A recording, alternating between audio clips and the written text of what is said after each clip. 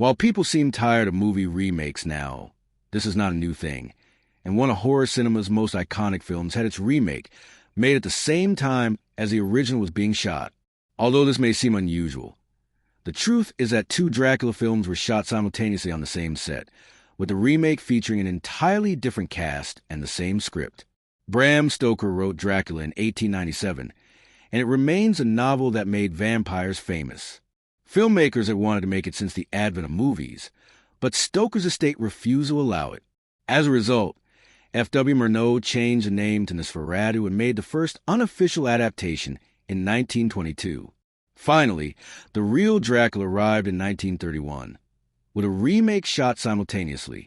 The original Dracula was immediately remade using the same locations. Universal Studios' 1931 version of Dracula was the first official adaptation of Bram Stoker's novel, introducing what most fans today know about the legendary vampires.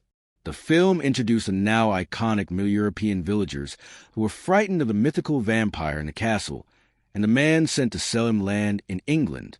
This was Universal's first monster movie. Everyone knows this story, with Bela Lugosi starring as Count Dracula, a nobleman who seeks to find a woman he believes was reincarnated as his lost love. However, as an immortal creature of the night, he brought death and destruction with him. It took the might of a vampire hunter named Abraham Van Helsing to stop this evil man. However, this version of Dracula was not the only vampire movie released in 1931. A remake of Dracula was shot simultaneously on the same soundstage, using the same script but with different actors. Known as Dracula, the Spanish version, Universal hedged its bets by remaking the movie in the Spanish language with a new cast in the 1930s. There was no technology to dub a film into foreign languages. Hollywood usually had the cast read their lines twice, once in a foreign language, and create the two versions.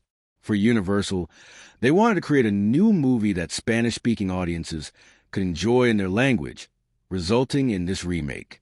Universal hired George Melford to direct the Spanish-language remake. Wanting to create a love story that could translate, Universal Studios executive Paul Kohner cast Spanish actress Lupita Tovar in the role of Eva, the remake's equivalent of Mina, played by Helen Chandler in the American version.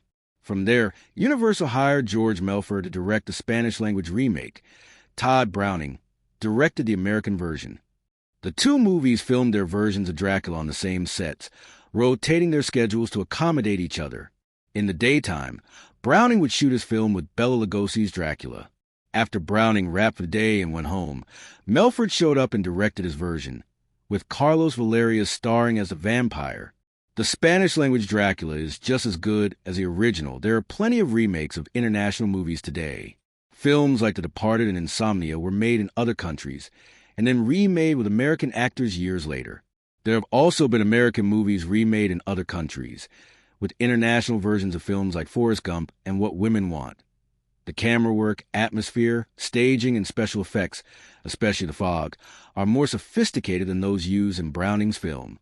The costumes were also better, and Eva's dress was magnificent. However, U.S. censors would never have approved it, nor would they have allowed the bite marks from that version to remain. However, while the Dracula remake looks better than the American version in almost every way, the original film has one thing that sets it above the Spanish-language remake. Bela Lugosi is Dracula, and while Valerius looks similar to Lugosi, he didn't have the mannerisms that made this vampire a horror icon, which is where the original movie stands out.